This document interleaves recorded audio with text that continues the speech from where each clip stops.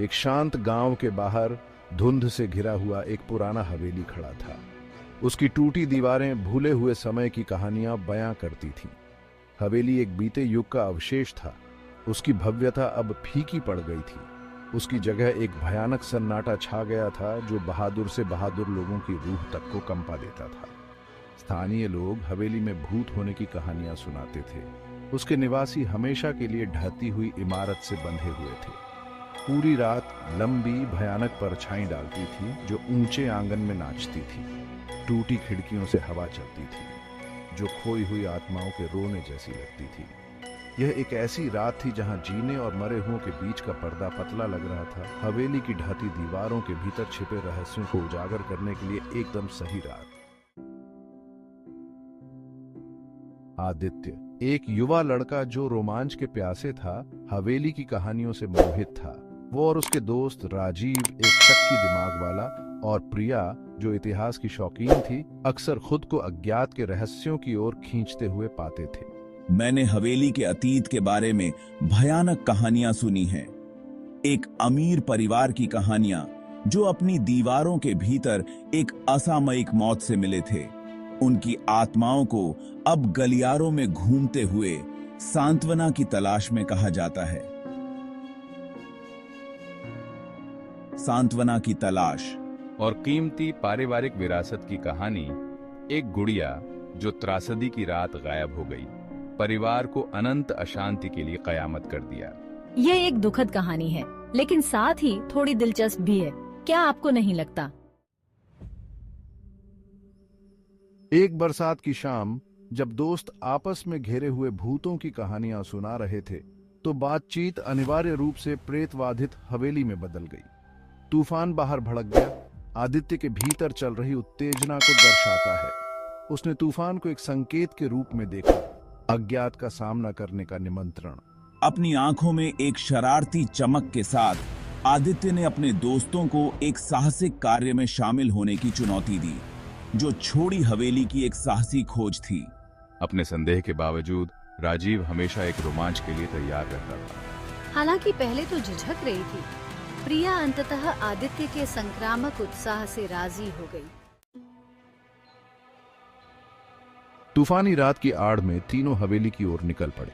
बारिश तेज हो गई। हर बारिश की बूंद रात के सन्नाटे की तरह थी। जैसे ही वे भव्य संरचना के पास पहुंचे, हवा एक अदृश्य उपस्थिति के साथ भारी हो गई। बिजली चमकी, पल भर में हवेली को उसकी सभी उजाड़ महिमा में रोशन कर दिया। यह नजारा देखकर उनकी रीढ़ की हड्डी टूट गई। उन्होंने चरमराते लोहे के फाटकों को धक्का दिया। उनके दिल तूफान की लय के साथ एक ताल में धड़क रहे थे। मुझे विश्वास नहीं हो रहा है कि हम वास्तव में ऐसा कर रहे हैं। साथ रहना ठीक है? जिस क्षण उन्होंने हवेली के आंगन में कदम रखा, एक भयानक सन्नाटा उन पर छा गया। तूफान शांत हो गया, मानो अपनी सांस रोक रखी हो। क्या तुमने वह आवाज सुनी? पास के पेड़ से एक कौवे ने आवाज दी। यह बहुत अशुभ है। प्रिया ने पत्थर के फव्वारे में उकेरे गए अजीबोगरीब प्रतीकों को देखा। उनका अर्थ समय के साथ खो गया। अरे चलो भी, वे सिर्फ सजावट हैं, इससे ज्यादा कुछ नहीं। मुझे नहीं पता राजीव, मैं इस भावना को दूर नहीं कर सकता कि ये चेतावनी है। एक अंधेरे इतिहास के अवशेष हैं जिसे भुलाया नहीं जा सकता। हवेली के अंदर अंधेरा सब कुछ ढके हुए था। केवल कभी कभार बिजली चमकती थी। हवा सड़ांत की गंध और अनदेखी आंखों के भार से भरी हुई थी। पास रहो सब लोग, हम नहीं जानते कि यहाँ क्या है। जैसे ही वे सावधानी से हवेली के माध्यम से अपना रास्ता बना रहे थे, उनके वजन के नीचे फर्श के तख्ते कराह उठे। हर चीख दमनकारी सन्नाटे में चीख की तरह गूंज उठी। रुको, क्या तुमने वो देखा? अचानक प्रिया रुक गई। उसका हाथ हाँफने के लिए उसके मुंह पर चला गया। उसने कसम खाई होगी कि उसने एक क्षणभंगुर छाया को एक कोने के चारों ओर गायब होते देखा है। उसके किनारे अंधेरे में पिघल रहे हैं। यह सिर्फ रोशनी का भ्रम है प्रिया। अपनी कल्पना को इतना जोरदार न होने दो। नहीं राजीव, मुझे पता है कि मैंने क्या देखा था। धूल भरे मकड़ी के जाले से भरे कमरे में राजीव को एक पुरानी चमड़े की जिल्द वाली डायरी मिली। इसके पन्ने उम्र के साथ भंगुर थे, स्याही फीकी पड़ गई थी, लेकिन फिर भी पढ़ने योग्य थी। अरे देखो मुझे क्या मिला, ये एक पुरानी डायरी है। जैसे ही वे एक साथ हडल्ड, उनके टॉर्च से मंद रोशनी फीकी लिपि को रोशन कर रही थी। एक दुखद कहानी उनकी आंखों के सामने अनफोल्ड हुई। उसके शब्द वे एक खुशहाल परिवार की एक ज्वलंत तस्वीर पेश करते हैं जो दुर्भाग्य की एक कड़ी से अलग हो गई है। डायरी अचानक एक भयावह नोट पर समाप्त हो गई, एक काले रहस्य और एक विश्वासघात की ओर इशारा करते हुए जिसने परिवार की शांति को चकनाचूर कर दिया था। यह दिल दहला देने वाला है। उनका क्या हुआ होगा? दोस्तों के पास जवाबों से ज्यादा सवाल थे। हवेली के काले इतिहास का भार उन पर हावी था।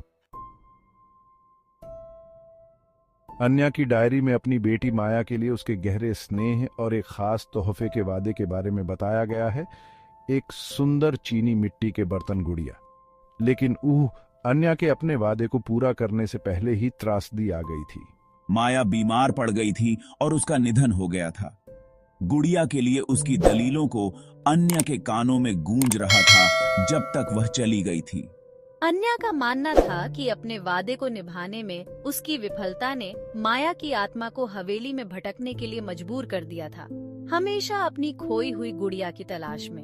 अन्या की प्रविष्टियों ने गुड़िया को खोजने के उसके बेताब प्रयासों के बारे में बताया, जिससे उसकी बेटी की बेचैन आत्मा को शांति मिल सके।